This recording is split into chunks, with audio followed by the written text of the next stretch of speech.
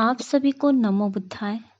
आज हम जानेंगे जातक कथा जिसका नाम है भेड़ हंसा भी और रोया भी। पुराने समय की बात है। एक राजा यज्ञ में एक भेड़ की बलि देना चाहता था। उसने अपने नौकरों को एक मोटा ताजा भेड़ खरीद लाने का आदेश दिया। आदेशानुसार नौकरों ने एक भेड़ खरीदा और लेकर उसे राजा के पास चले। रास्ते में भेड़ एक बार जोर से हंसा और फिर जोर से रोने लगा। यह देखकर नौकरों को आश्चर्य हुआ। यह भेड़ा क्यों हंसा और फिर क्यों रोया? अवश्य इसका कोई कारण होगा।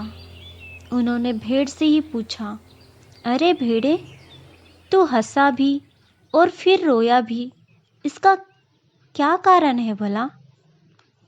भेड़ ने उत्तर दिया, मुझे अपने एक पुराने जन्म की बात याद आई। उस जन्म में मैं एक विद्वान था। मैंने भी यज्ञ किया और उसमें एक भेड़ की बलि चढ़ाई। प्राणी हत्या के उस दुष्कर्म का फल यह हुआ कि लगातार 500 जन्मों तक अपना सिर कटवाने का दुख भुगतना मेरे जिम्मे पड़ा।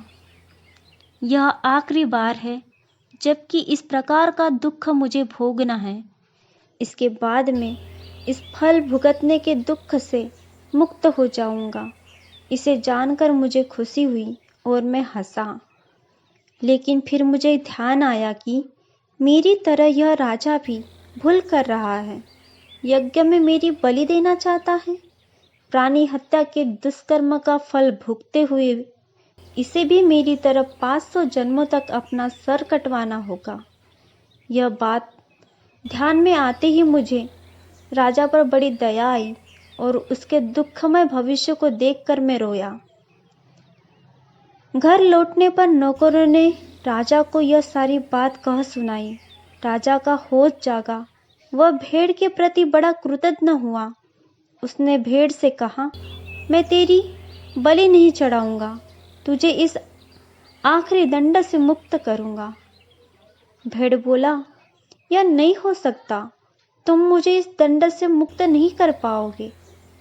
तुम यदि बलि नहीं दोगे तो दुष्कर्म करने से बचोगे, परंतु मुझे नहीं बचा सकते। इससे बचने का कोई उपाय नहीं है। मुझे अपने दुष्कर्म का फल तो भुगतना ही पड़ेगा। परंतु राजा ने कहा, मैं हर तरह से तुम्हारी रक्षा करूंगा। तुमने मेरा बड़ा उपकार किया है, मुझे दुष्कर्म से बचाया है।